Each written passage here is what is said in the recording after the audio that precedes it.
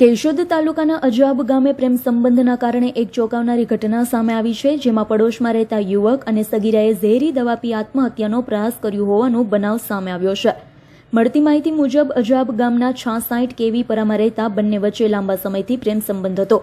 પરિવારની સંમતિ ન મળતા અને સગીરાની ઉંમર ઓછી હોવાના કારણે પ્રેમ લગ્ન શક્ય ન બનતા બંનેએ ગંભીર પગલું ભર્યું હોવાનું અનુમાન વ્યક્ત કરવામાં આવી રહ્યું છે। મારું નામ વાડા યશ રમેશભાઈ, મારું ગામ અજાબ।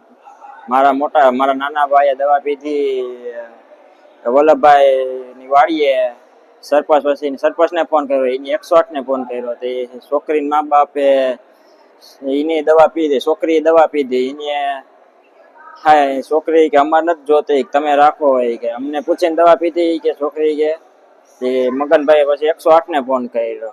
પછી અમે કેશોદ ગયા, કેશોદ થી પછી જુનાગઢ આવ્યા। એ બે ને કે અફેર કા પ્રેમ ઓલો હોય છે, એમાં દવા પીધી।